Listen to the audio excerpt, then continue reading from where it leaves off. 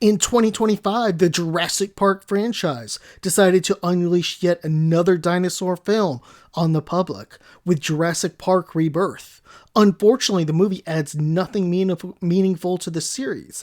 It suffers from weak casting, flat performances, and a storyline that feels recycled from earlier entries. Instead of pushing the franchise forward, Rebirth plays like a mashup of Jurassic Park 3, Jurassic World, and Anaconda 2, only without the charm, suspense, or originality that made at least Jurassic World memorable. The film opens by introducing a really weird assortment of characters led by Scarlett Johansson as this hardened mercenary. Johansson is a talented actress, no doubt, but this role simply doesn't suit her. She never feels convincing as this ruthless, battle-hardened soldier. A detective, could she play that? Absolutely. A cop? Sure, she'd be great. But a mercenary trekking through dinosaur-infested jungles, the performance just never clicks.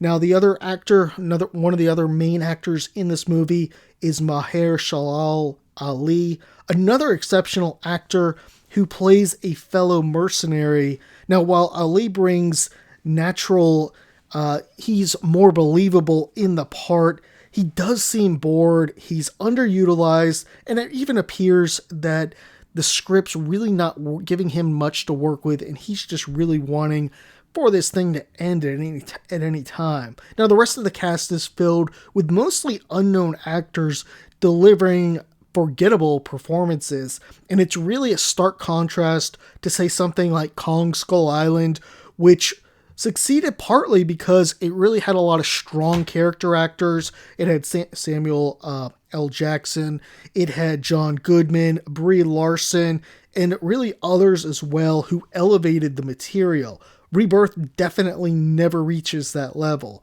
Now, with the casting being so disappointing, the storyline surely didn't help at all. 5 years after Jurassic World Dominion, Earth has become largely uninhabitable for dinosaurs, except for a few equatorial zones, few areas around the equator where the dinosaurs can survive. Now, to me, that seems like a pretty short period of time for something drastic like that. It would seem like that would take at least 50 or 100 years, but that's just me. 5 years, all of a sudden they can't live, and it kind of wipes away all the previous storylines with Dominion. Okay, so their DNA in this movie, their DNA supposedly holds the key to a groundbreaking medical treatment. It's a premise that definitely feels taken out of Anaconda 2 when they go into the jungle and they're trying to find that flower where they believe it's going to have some sort of pharmaceutical, like miracle drug, and they go in. And it's kind of a mix too with Jurassic Park 3, where they go in to one of the islands, Tia Leone, and can't remember the other guy, her husband, but they go in. So this movie, again, it's kind of ripping that off. And then also as well, Jurassic World, it's kind of ripping that off too, where they've got the, Jurassic World introduced the hybrid, the Indominus Rex, but this movie introduces some sort of like mutant dinosaur that definitely did not land. Now, for reasons that defy all logic, the writers decided to throw in a random family into the mix. A father sails across dangerous waters, the ocean, open ocean, with his 2 teenagers and his daughter's boyfriend, who really becomes unlikable within the first 5 minutes. Now, why is this man sailing through waters known to be inhabited by mosasauruses? That makes absolutely no sense. How did this family with zero survival training manage to navigate one of the deadliest environments on Earth? Realistically, predators would have sniffed them out instantly. Instead, they wander around the island like they're on a misguided camping trip or something. And to kind of piggyback on that point, we don't see anything very smart done by Scarlett Johansson.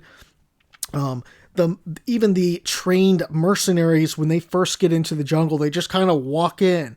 I mean, if they were smart, wouldn't they cover themselves, I don't know, with mud or something to scent their smell? I mean, these small details really destroyed this movie when it comes down to it. There was no clever writing at all.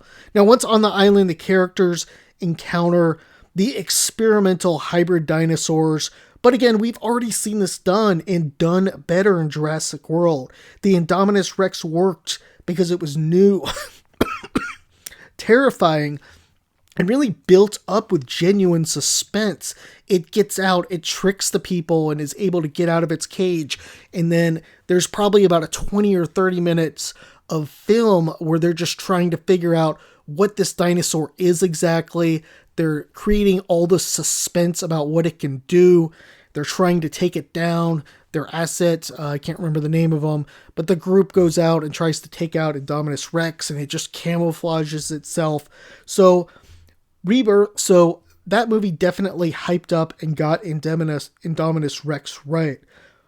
Rebirth, the hybrids really feel like afterthoughts. There's no tension, there's no build up, and really no sense of danger. They're just kind of there, and the real scary one just kind of pops up at the end, and we don't know anything about it, anything about its background, except in the very beginning when it just killed someone, but it's a dinosaur, that's what they're going to do. Now, the one scene in this movie that almost worked, I have to give a little bit of credit where credit is due, is the Mosasaurus attack on the cargo ships. It's one of the few moments that kind of feels fresh. It hasn't been done before. It's pretty visually impressive and really kind of offers a glimpse of what the movie could have been.